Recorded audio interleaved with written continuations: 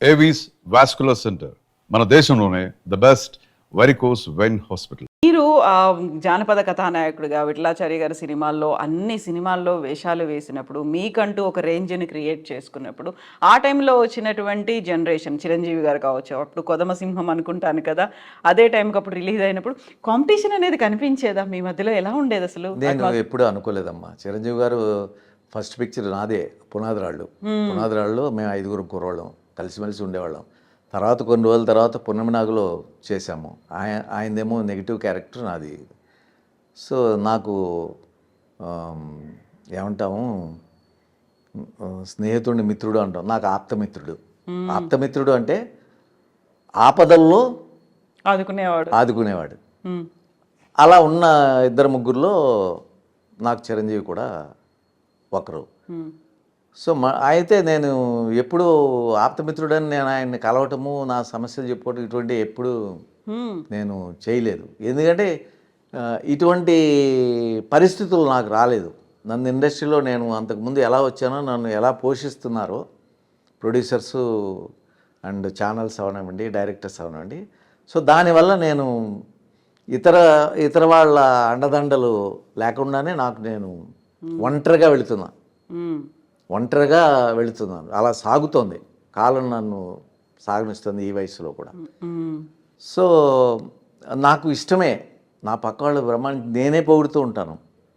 ఆ షార్ట్ చేసినప్పుడే నాకు ఏచూరి గారు, మేమందరం జగన్మోహన్ ఇవన్నీ ఏచూరి గారు అందరూ మేము అయ్యో ఆయన లేని, ఏచూరి గారు లేని సినిమా ఉండేదా అప్పట్లో?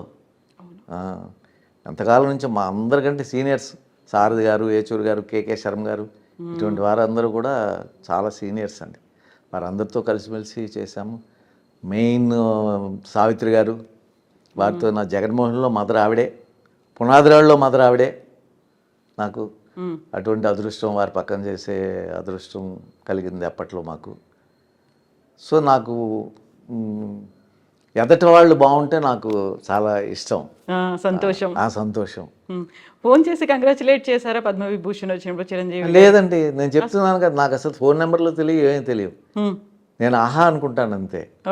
గతంలో కలిసి పని చేసాము, ఆప్తమిత్రుడు, అంతే. అవన్నీ కూడా అనుకోను, ఆహా అనుకుంటా. అంటే ఇవన్నీ కూడా ఇవన్నీ ఇవ్వటం నేను పెద్దగా అనుకోను.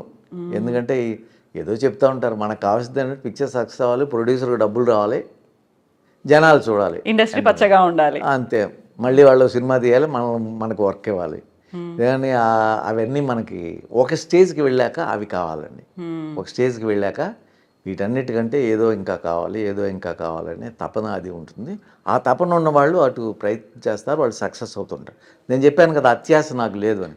సో వాటి గురించి నేను ఆలోచించాను అసలు. అయితే మీకు మనం ఇంటర్వ్యూ స్టార్టింగ్లో ఒక మాట చెప్పారు, అసలు వేరే దురలవాట్లు కానీ మిగతావి కానీ ఇవన్నీ లేవనుకున్నప్పుడు మీతో పాటుగా ఇండస్ట్రీలోకి వచ్చి, లేకుంటే మీకంటే సీనియర్లుగా ఉన్నవాళ్ళు, మీ తర్వాత వచ్చిన వాళ్ళు చాలామంది తాగుడుకు బానిసయ్యారు, లేకుంటే ఇంకో వ్యసనాలకు బానిసయ్యి ఉన్నదంతా పోగొట్టుకున్నారు, అప్పుల పాలయ్యారు, ఒకప్పుడు విపరీతంగా సంపాదించిన వాళ్ళు కూడా అప్పుల పాలయ్యారు. ఇలాంటివన్నీ ఎగ్జాంపుల్స్. ఇప్పుడు మీరు సావిత్రి గారి గురించి చెప్పినప్పుడు ఇవన్నీ చూసినప్పుడు ఏమనిపిస్తుంది?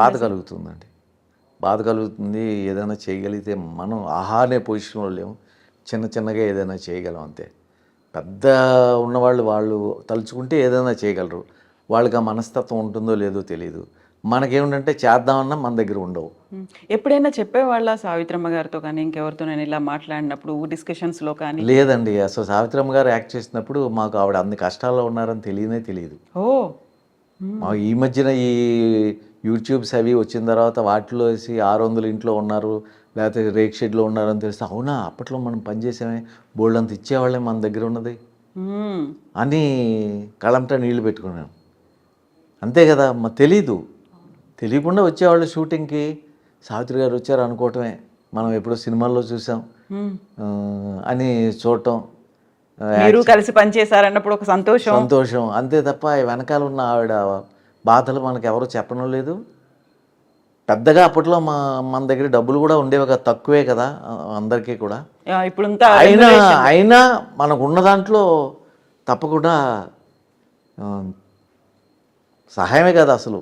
ఎంత మరి మన పెద్దవాళ్ళు ఎందుకు అటువంటి వాళ్ళని ఆదరించలేదో కూడా అర్థంగా. కానీ వాళ్ళ లోపల కూడా ఏమో ఉంటాయి, అది మనసులో పెట్టుకుని వీళ్ళు వాళ్ళని చూసేది ఏంటని వదిలేశారు. ఇంకా తప్పులను క్షమించి ఒక ఇదని చెప్పి అందరూ సహాయం చేసే గుణం మరి ఉండుంటే బాగుండేది. అది ఎవరు చేయలేకపోయారు. లేకపోతే వారికి కూడా అలా అన్ని కష్టాలని తెలియలేదు, బయటికి చెప్పుకోలేదేమో, తెలియలేదేమో, అంత కష్టాల్లో ఉన్నారని తెలియదేమో, అనేక కారణాలు ఉండొచ్చు అంటే. అదే టైంలో ఓన్లీ ఇప్పుడు మన సావిత్రమ్మ గారి గురించి మాట్లాడుకున్నాం, కానీ చాలా మంది ఇలా అప్పుల పాలయ్యారు, లేకుంటే ఉన్నదంతా నమ్మి ఇచ్చేసారు ఎవరికో అనేది ఉంది. వాళ్ళు ఏదో ఒక కథ చెప్పారు, లేకుంటే వాళ్ళ దీనగాథ చెప్పుకున్నారంటే ఇంట్లో వాళ్ళ ఇది కూడా పైకి వచ్చినప్పుడు మనం ఏమి వెనకాల వాళ్ళే చూస్తారు కాబట్టి అవన్నీ వాళ్ళ పేర్లో వీళ్ళ పేర్లో అన్నీ పెట్టి వీళ్ళు ఇంట్లో వాళ్ళు అన్యాయం చేస్తున్న వాళ్ళు కూడా చాలామంది ఉన్నారు. వాళ్ళకి అన్నీ పోగొట్టుకోవటం జరిగి ఎదటి వాళ్ళ మీద అన్నీ ఉండటం, ఆస్తులు అవి అన్నీ ఉండటం. సో వీళ్ళు లేకపోవటం. కొంతమంది సినిమాలు తీసి ఇప్పుడు కాంతారావు గారు ఉన్నారంటే వారి ఇల్లు ఇక్కడే మీ పక్కనే. ఇప్పుడు కరెక్ట్ గా ఇప్పుడు మనం ఉన్న ప్లేస్ లోనే కాంతారావు గారి ఇల్లు ఉండేది. ఇల్లు ఇది కాదు, అది అమ్ముకొని వెళ్ళిపోయారు హైదరాబాద్. ఇదే ప్రాంతం ఇప్పుడు మనం ఉన్నటువంటి ప్రాంతం. ఇంటికి నేను వచ్చానమ్మా చూడటానికి. అప్పుడు 2 అంతస్తులు 3 అంతస్తులు, ఆ తర్వాత అమ్మేసుకొని వెళ్ళిపోయారు. 30 లక్షలు 40 లక్షలు ఆ రోజుల్లో దాని ఖరీదు. నేను వచ్చాను ఒకసారి వారిని కలవటానికి, ఎవరో తీసుకువెళ్ళారు కాంతారావుకి. ఈ రోడ్డు అని తెలుసు కానీ ఇల్లు అని నాకు తెలియదు. మరి వీరు ఇది సినిమాలు తీసినప్పుడు స్వాతి చినుకులు వాణిశ్రీ గారితో తీసినప్పుడు గండరని ఇటువంటి సినిమాలు తీసినప్పుడు ఒక దాంట్లో నష్టం వచ్చినప్పుడు అప్పట్లో డిస్ట్రిబ్యూటర్స్ అని ఉండేవారు. ఆ డిస్ట్రిబ్యూటర్స్ అప్పు ఇచ్చేవారు. అప్పు ఇచ్చినప్పుడు రాయించుకున్నారు, మేము తీరుస్తాము అని. సినిమాలో రాకపోతే మేము తీరుస్తాము. సో మేము తీరుస్తాము అనేసరికి సినిమాలో వచ్చేది కాదు. అప్పట్లో కొనేవాళ్ళు ఎవరూ లేరు. సో రిలీజ్ చేస్తే ఎంత వచ్చినా దానికి సరిపోయింది దీనికి సరిపోయిందని డిస్ట్రిబ్యూటర్లు ఆ థియేటర్ వాళ్ళు మనకేమి ఇచ్చేవారు కాదు. సో దాంతో పెట్టిందంతా పోయేది. సో వాళ్ళేమో మా డబ్బులు రాలేదు, మా డబ్బు ఇవ్వండి అని చెప్పి మీద పడితే వారు నా దగ్గర లేదు అని ఎదురు తిరిగే మనస్తత్వం లేకుండా గౌరవం కోసం ఇల్లులు అమ్మేసి అలా చేసింది. ఎందుకంటే పూర్వం ఎంతో ఉండేదంట వారి విలేజ్లో, తెలంగాణలో దగ్గర 100 ఎకరాల పైచల్లా ఉండేది. అన్నీ పోగొట్టుకున్నారు. వారి డాక్టర్ ఇంటర్వ్యూ చూస్తూ ఉంటాం, వాళ్ళ అబ్బాయి డాక్టరు చెప్తూ ఉంటారు. సో అట్లా పోయినవి అమ్మేయటం జరిగింది. అమ్మిన తర్వాత మరి పాపం ఆయన లాస్ట్ వరకు కూడా మేము సీరియల్లో పనిచేసాం. అన్నయ్య అటువంటి కృష్ణ గారి సీరియల్లో నేను వారు కలిసి పనిచేసాం. ఎప్పుడు బాధలు చెప్పుకోరు. పద్మనాభం గారు కానీ కాంతారావు గారు కానీ వాళ్ళ బాధలు చెప్పుకునేవాళ్ళు కాదు. ఏమిస్తే అది తీసుకునేవాళ్ళు, వెళ్ళేవాళ్ళు. సరే మన తప్పు, మనం నిలబెట్టుకున్నవాడు అదృష్టవంతుడు, ఫ్యూచర్ ఆలోచించి. నిలబెట్టుకోలేనివాడు దురదృష్టవంతుడు. వాళ్ళు వెనకాల వాళ్ళు కూడా దురదృష్టవంతుడు. అవును కదా. ఇప్పుడు నాకు అదే